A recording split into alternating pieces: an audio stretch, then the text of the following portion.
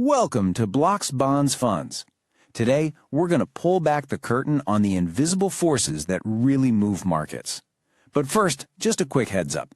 This content is for educational purposes only and is definitely not financial advice.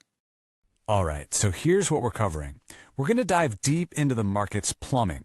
We'll start off with a bit of a puzzle, then we'll look at the hidden walls of buy and sell orders.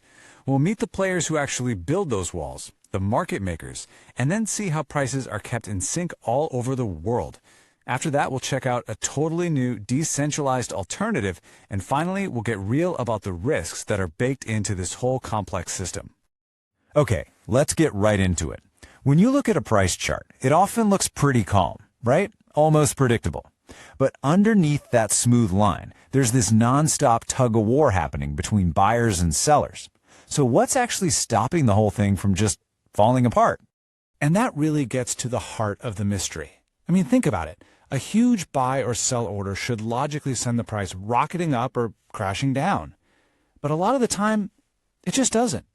It's like something or someone is out there acting as a giant shock absorber.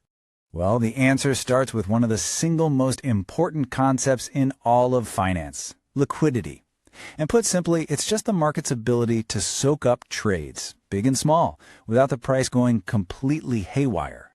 Here's a great way to picture it. A market with a ton of liquidity is like a deep ocean. You could drop a massive boulder into it and you'd barely see a ripple. But an illiquid market, that's more like a shallow puddle. Even a tiny pebble makes a huge splash. And believe me, understanding that difference is absolutely crucial. So the big question is, where does all this liquidity actually come from? To find out, we need to look under the hood at something called the order book. Okay, so the order book is basically a live scoreboard of supply and demand. On one side, you've got the bids, that's all the buy orders, stacked up from the highest price someone's willing to pay. On the other side, you have the asks, all the sell orders, stacked from the lowest price someone's willing to take. And that depth you see, that just tells you how thick the wall of orders is at every single price point. This is really our first visible layer of liquidity. Now here's how the price actually moves. Let's say a huge buy order hits the market. First, it's going to eat up all the sell orders at the cheapest available price. If the order is big enough to chew through all of that, it has to literally walk up to the next price level and start eating the orders there. That's what pushes the price up. A giant sell order does the same thing but in reverse, walking down the book. If your trade is small enough to get filled right away at the best price, guess what? It has zero immediate impact on that price. This brings up another really fascinating question. Who is sitting there placing all of these orders? Who is building this deep wall of bids and asks that can just soak up most trades like it's nothing? Well, meet the market makers. These are super specialized firms, and they're often running incredibly complex algorithms. Their entire job is to just stand in the market 24/7, offering to both buy and sell. They make their money on the spread, that tiny gap between the buy and sell price, but they do it millions of times a day. And this slide lays out their job perfectly. They do three main things. First, they post all those passive orders on both sides of the book, which creates that depth we were just talking about. Second, they're constantly tweaking those orders in real time as the market moves. And third, they take on risk by holding the asset. They're buying when you want to sell and selling when you want to buy, which means there's almost always someone on the other side of your trade. And here's the bottom line. Especially in newer markets like crypto, where liquidity can be thin, market makers are the essential plumbing that makes the whole system work. Without them, you could hit buy, but there might literally be no one there to sell to you. All right, now let's zoom out for a second.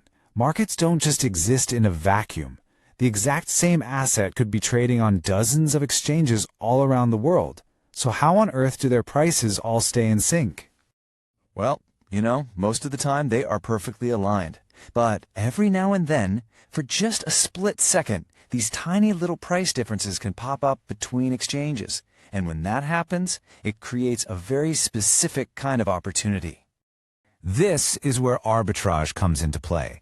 You've got these high-speed traders, mostly automated bots, that are constantly scanning the globe for these tiny price gaps. The moment they spot one, they simultaneously buy the asset on the cheap exchange and sell it on the expensive one, instantly locking in a risk-free profit. And the amazing thing is, by doing this for their own selfish reasons, they actually force the prices back into alignment.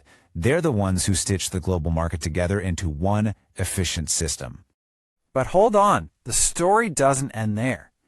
In this new world of decentralized finance, or DeFi, a completely different system for providing liquidity has emerged, one that doesn't need traditional market makers at all. So instead of a central order book matching individual buyers and sellers, these decentralized exchanges, or DEXs, use something called an automated market maker, an AMM.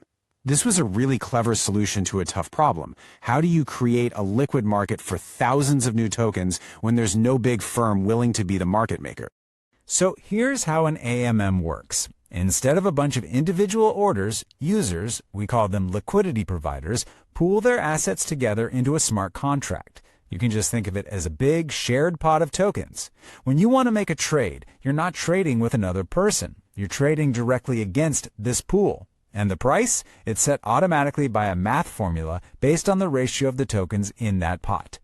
And this is the real genius of AMMs. They create a system for continuous, automated trading that's totally permissionless and always on, 24/7. Literally anyone can become a liquidity provider, and anyone can trade, all without needing a bank or some traditional financial company in the middle. But, and there's always a but, here's the catch. This entire, incredibly complex system, whether it's centralized with market makers or decentralized with AMMs, is built on one massive assumption, that liquidity will always be there. So what happens when it's not? When liquidity dries up, the whole system becomes incredibly fragile. You might get something called slippage, where the price you end up paying is way worse than the price you saw when you clicked buy. In crazier situations, you can get a liquidity void, where all the orders on the book just disappear. And that can lead to something terrifying called a flash crash, where a price can collapse in just seconds. And let's be clear, this isn't just some wild crypto thing. This is a fundamental risk in all modern electronic markets. The stability that we see every day can be an illusion. Even the Federal Reserve worries about it. When real panic hits, the automated systems that provide most of the liquidity can just get switched off. And that liquidity can vanish in an instant. So let's bring it all the way back to the beginning. That one single tap on your screen, that simple buy order, that's what kicks this entire invisible global machine into gear. The ultimate answer to the question, who is on the other side of your trade, isn't a person. It's the system. It's this huge, complex, interconnected network of market makers, arbitrage bots, and liquidity pools, all working together to absorb your trade and keep the market from breaking. This system is what makes modern markets even possible. But the most important thing to take away from all this is that the stability you see on the screen, it isn't a natural state of being. It is actively and constantly being manufactured by these hidden players. And once you understand that, once you realize that liquidity can be a solid foundation one moment and a floor that vanishes from beneath you the next, it will fundamentally change the way you see the market forever.